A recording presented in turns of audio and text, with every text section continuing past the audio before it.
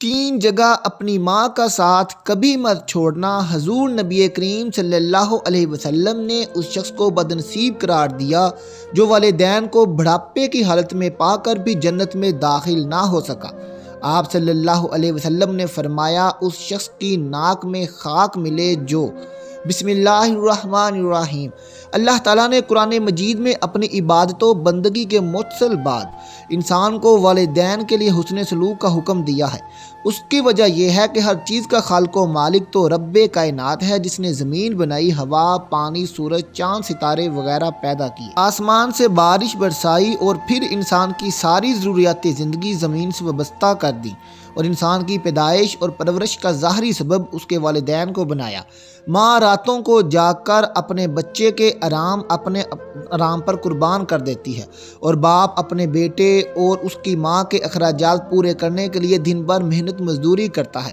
اگر اللہ تعالیٰ نے والدین کے دل میں ان کی اولاد کے لیے بے پناہ محبت اور اثار کا جذبہ نہ رکھا ہوتا تو یقیناً بچے کی صحیح معنون میں پرورش و تربیت نہ ہو پاتی۔ اب اگر یہی بچہ بڑا ہو کر اپنے والدین کو بڑھاپے کی حالت میں بے یار و مددگار چھوڑ دے، ان کے ساتھ حسن سلوک سے پیش نہ آئے، ان کی گستاخی و بے ادبی کرے، تو اس سے زیادہ بے انصافی اور ظلم کیا ہو سکتا ہے۔ دین اسلام میں والدین کے ساتھ حسن سلوک کی شدید تاکید کی گئی ہے اور ان سے بدسلوکی کرنے سے منع کیا گیا ہے۔ اولاد پر والدین کا حق اتنا بڑا ہے کہ اللہ تعالیٰ نے اپنے حق کے ساتھ والدین کا حق بیان فرمایا ہے، یعنی مخلوق خدا میں حق والدین کو باقی تمام حقوق پر ترجیح دی ہے۔ اسی طرح حضور صلی اللہ علیہ وسلم نے بھی والدین کی نافرمانی کرنے اور انہیں اذیت و تکلیف پہنچانے کو کبیرہ گناہ قرار دیا ہے۔ والدین سے بدسلوکی کرنے والے بدنصیب کو رحمت الہی اور جنت سے محروم قرار دیا ہے۔ قرآن کریم میں والدین سے حسن سلوک کا حکم۔ اللہ رب العزت نے قرآن مجید میں کئی مقامات پر والدین سے اچھا برتاؤ کرنے کا حکم دیا ہے۔ چنانچہ ارشاد باری تعالیٰ ہے کہ اللہ کی عبادت کرو اور اس کے ساتھ کسی کو شریک نہ ٹھہراؤ اور والدین سے اچھا سلوک کرو۔ اس آیت میں اللہ تعالیٰ نے سب سے پہلے اپنا حق ذکر فرمایا، اور وہ یہ ہے کہ صرف اسی کی عبادت کرنا اور اس کے ساتھ کسی کو شریک نہ ٹھہرانا۔ اس کے بعد والدین کا حق کا ذکر فرمایا کہ ان سے اچھا برتاؤ کرنا، پھر اس کے بعد رشتہ داروں، یتیموں، مسکینوں، مسافروں اور پڑوسیوں وغیرہ کا حق کا ذکر فرمایا ہے۔ یہ اس بات کی دلیل ہے کہ اللہ تعالیٰ کے حق کے بعد سب سے پہلا حق والدین کا ہے، یعنی حقوق العباد میں سب سے مقدم حق والدین ہے۔ سورہ انعام میں فرمایا، آپ صلی اللہ علیہ وسلم ان سے کہہ دیجئے کہ آؤ میں تمہیں پڑھ کے سناؤں کہ تمہارے رب نے تم پر کیا کچھ حرام کیا ہے، اور وہ یہ ہے کہ اس کے ساتھ کسی کو شریک نہ ٹھہراؤ، اور یہ کہ والدین کے ساتھ اچھا سلوک کرو۔ اس آیہ مبارکہ میں اللہ تعالیٰ نے ایک تو شرک کو حرام ٹھہرایا اور دوسرا والدین کے ساتھ حسن سلوک کا حکم دے کر ان کی نافرمانی کرنے اور انہیں اذیت دینے کو حرام قرار دیا، یعنی اللہ تعالیٰ کے نزدیک والدین سے بدسلوکی کرنا ایک سنگین جرم ہے۔ اسی طرح سورہ بنی اسرائیل میں ارشاد فرمایا، اور آپ کے رب نے فیصلہ فرما دیا ہے کہ تم اس کے سوا کسی کی عبادت نہ کرو اور والدین کے ساتھ حسن سلوک سے پیش آؤ، اور اگر ان میں سے کوئی ایک یا دونوں تمہارے سامنے بڑھاپے کی عمر کو پہنچ جائیں تو انہیں اف تک نہ کہو اور نہ ہی انہیں جھڑکو، اور ان سے احترام کے ساتھ بات کرو، اور ان پر رحم کرتے ہوئے انکساری سے ان کے سامنے جھک کر رہو، اور ان کے حق میں دعا کیا کرو کہ اے میرے رب ان پر رحم فرما، جیسا کہ انہوں نے رحمت و شفقت کے ساتھ مجھے بچپن میں پالا تھا۔ اس آیہ مبارکہ میں بھی اللہ تعالیٰ نے اپنے حق کے فوراً بعد حق والدین کو بیان فرمایا ہے۔ اس کی ایک وجہ یہ بھی ہے کہ جس طرح سب کا معبود حقیقی ایک ہی ہے، اسی طرح ہر شخص کا باپ اور ماں بھی ایک ہی ہے۔ یہ ایک بڑی مناسبت ہے۔ والدین کو خالق حقیقی کے ساتھ اس آیہ مبارکہ میں اللہ تعالیٰ نے ہر شخص کو والدین کے ساتھ حسن سلوک کا حکم دیتے ہوئے 5 باتوں کو لازم قرار دیا ہے۔ پہلی بات یہ ہے کہ تم نے انہیں اف تک نہیں کہنا۔ اف سے مراد ہر تکلیف اور ناگوار قول فعل ہے جس والدین کو ذہنی یا روحانی اذیت پہنچے۔ لہذا اولاد پر لازم ہے کہ والدین سے نرمی اور اچھے انداز میں بات کرے، یعنی والدین کی کوئی بات ناگوار بھی گزرے تو اولاد ناگواری کا اظہار کرتے ہوئے اف تک نہ کہے۔ دوسری بات یہ ہے کہ تم نے انہیں جھڑکنا بھی نہیں ہے، یہ اس لیے کہ والدین کا مزاج بڑھاپے کی وجہ سے عام طور پر چڑچڑا سا ہو جاتا ہے۔ اگر اولاد کو والدین کی کسی بات پر غصہ بھی آ جائے تو برداشت کرے، انہیں نہ جھڑکے اور نہ ڈانٹ ڈپٹ کرے۔ تیسری بات یہ ہے کہ والدین سے بات کرو تو ادب و احترام کو ملحوظ خاطر رکھتے ہوئے بات کرو۔ چوتھی بات، والدین پر رحم و ترس کرتے ہوئے ان کے سامنے عاجزی و انکساری کے ساتھ جھک کر رہو۔ بعض حضرات کا کہنا ہے کہ جس طرح ایک چڑیا اپنے چوزوں کو اپنے پروں سے ڈھانپ لیتی ہے اور ہر طرح سے ان کی حفاظت کرتی ہے، اسی طرح جب اولاد جوان ہو جائے اور والدین بوڑھے ہو جائیں تو اولاد ہر دم ان کی حفاظت کرے، ان کے سامنے نہایت عاجزی و انکساری کے ساتھ رہے۔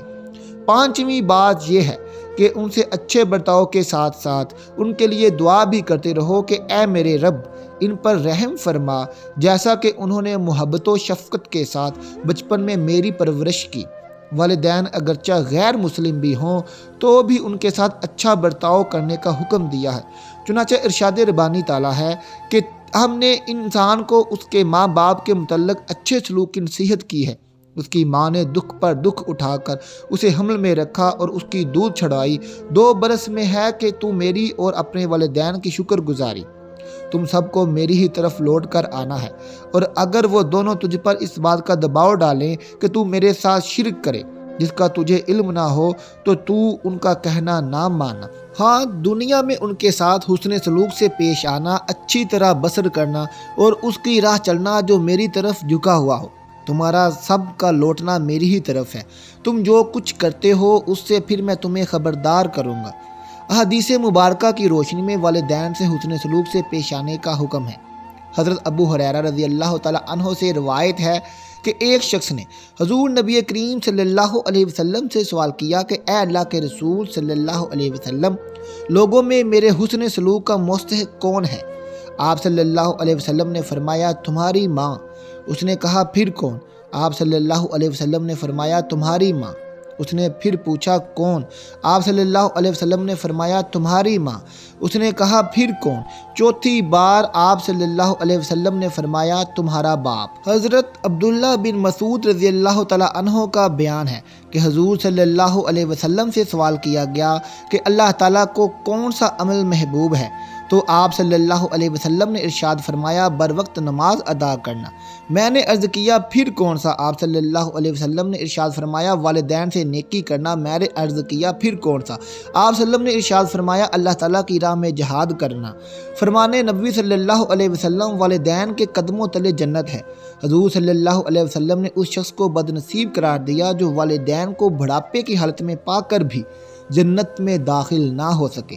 حضرت ابو ہریرہ رضی اللہ تعالیٰ عنہ فرماتے ہیں کہ حضور نبی کریم صلی اللہ علیہ وسلم نے فرمایا اس شخص کی ناک میں خاک ملے، اس شخص کی ناک خاک میں ملے، اس شخص کی ناک خاک میں ملے۔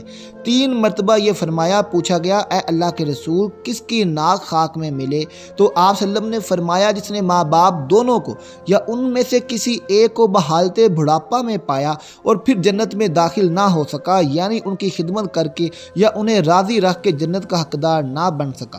ام المومنین حضرت سیدہ عائشہ صدیقہ فرماتی ہیں کہ حضور صلی اللہ علیہ وسلم نے فرمایا میں جنت میں گیا تو وہاں میں نے قرات سنی۔ میں نے پوچھا یہ کون ہے؟ تو جواب ملا حارثہ بن نعمان ہے۔ پھر آپ صلی اللہ علیہ وسلم نے فرمایا ماں باپ سے نیکی اس طرح ہوتی ہے، ماں باپ سے نیکی کا یہی فائدہ ہوتا ہے، یہی وہ اپنی والدین کے ساتھ حسن سلوک سے پیش آتے تھے۔ حضرت عبداللہ بن عمر رضی اللہ تعالیٰ عنہ سے روایت ہے کہ ایک شخص حضور صلی اللہ علیہ وسلم کی خدمت میں حاضر ہو کر کہنے لگا میں نے بہت بڑا گناہ کیا ہے، کیا توبہ کی صورت ہے؟ آپ صلی اللہ علیہ وسلم نے پوچھا کیا تمہاری ماں زندہ ہے؟ اس شخص نے عرض کیا نہیں۔ تو آپ صلی اللہ علیہ وسلم نے فرمایا کیا تمہاری خالہ ہے؟ اس نے عرض کیا جی ہاں۔ تو آپ صلی اللہ علیہ وسلم نے ارشاد فرمایا جاؤ اس سے جا کر حسن سلوک کرو، اللہ تجھے معاف فرما دے گا۔ حضرت عبداللہ ابن عمر رضی اللہ تعالیٰ عنہ سے روایت ہے کہ حضور صلی اللہ علیہ وسلم نے فرمایا 3 آدمی پیدل چل رہے تھے کہ اچانک بارش ہو گئی جس کی وجہ سے انہیں پہاڑ کی ایک غار میں پناہ لینا پڑی۔ جب وہ غار کے اندر چلے گئے تو پہاڑ سے ایک پتھر غار کے منہ پر آ گرا جس سے غار کا منہ بند ہو گیا۔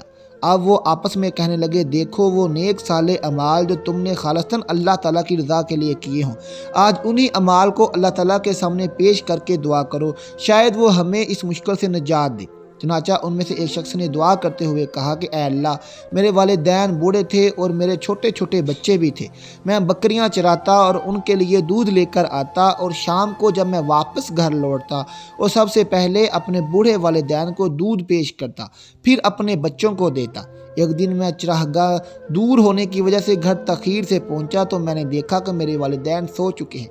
मैंने दूध लिया तो उनके सर के करीब खड़ा होकर उनके जागने का इंतज़ार करने लगा, और मैं इस बात को नापसंद करता था कि खुद उन्हें जगाऊं, और मैं ये भी नहीं चाहता था कि उनसे पहले अपने बच्चों को दूध पिलाऊं, हालांकि बच्चे भूख की वजह से मेरे पैरों के करीब बुलबुला रहे थे।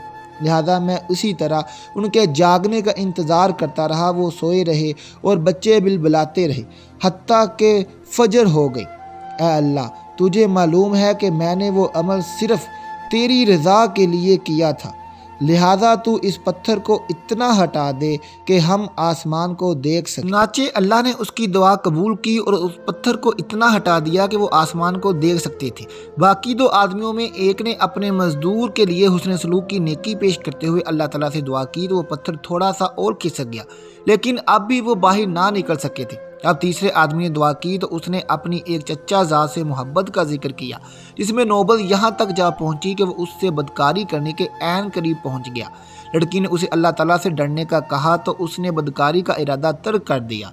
चुनाचा अल्लाह ताला ने उस पत्थर को गार के मुंह से मुकम्मल तौर पर हटा दिया। माँ की मोहब्बत वो गहरा समुंदर है जिसकी गहराई को आज तक ना कोई नाप सका है और ना कोई नाप सकेगा।